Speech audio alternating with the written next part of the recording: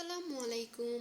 আজকে আমি শেয়ার করব আপনাদের সাথে একটি ডে ট্যুর ব্লগ। কিছুদিন আগে পরিবারের সবাই মিলে আমরা চলে গেলাম আমার শ্বশুরের গ্রামের বাড়িতে।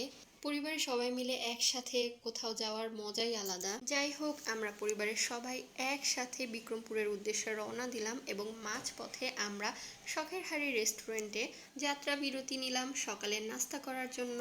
সকালের নাস্তার জন্য আমরা তাদের মেনু থেকে আমাদের পছন্দ মতো কিছু আইটেম নিয়ে নিলাম। যেই তুলনায় শখের হাড়ি খুব হাইপে আছে, সেই তুলনায় তাদের সকালের নাস্তাটা আমার কাছে খুব বেশি ভালো লাগেনি, কিন্তু তাদের পরিবেশটা ভালো ছিল। যাই হোক, তারপর আমরা চা খেয়ে আবার রওনা দিলাম বিক্রমপুরের উদ্দেশ্যে।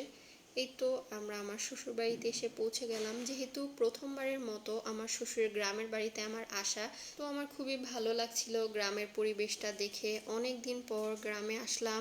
ছোটবেলা থেকে গ্রামের পরিবেশে আমার খুবই ভালো লাগে। তারপর আমরা এখানে ঠান্ডা ঠান্ডা সফট ড্রিঙ্কস খেলাম। এই গরমের মধ্যে এটা ছিল একটি প্রশান্তিময় একটি ড্রিঙ্কস। তারপর চলে এলাম আমার শাশুড়ি আম্মুর গ্রামের বাড়িতে। এখানে এসে আম্মুর অনেক আত্মীয় স্বজনের সাথে আম্মুর এবং আমাদের দেখা হয়ে গেল। তারা খুবই আন্তরিক ছিল। তারপর আমরা সেখান থেকে চলে এলাম আমার মেঝো ননাসের গ্রামের শ্বশুর বাড়িতে। সেখানে তারা আমাদের খুবই আপ্যায়ন করলো। তারপর সেখান থেকে আমরা সবাই চলে গেলাম আমাদের বহু প্রতীক্ষিত পদ্মা সেতু দেখার জন্য।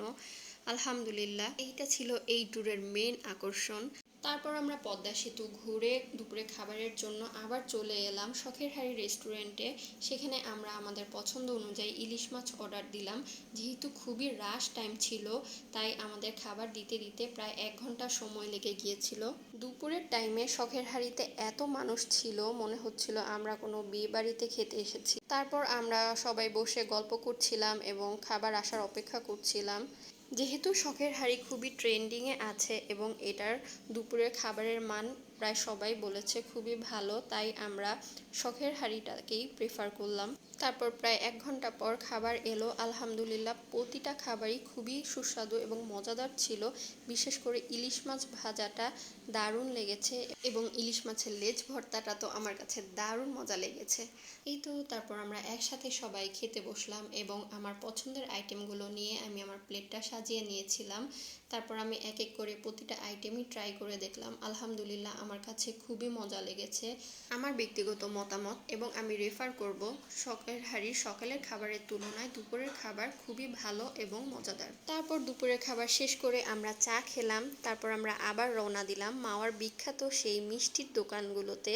তারপর আমরা মিষ্টি কিনলাম। সেখান থেকে আমরা রওনা দিলাম আমাদের বাসার উদ্দেশ্যে। আলহামদুলিল্লাহ, আমরা বাসায় এসে পৌঁছে গেলাম। এই ছিল আজকে আমার ছোট একটি ব্লগ। সবাই পাশে থাকবেন। আল্লাহ হাফিজ।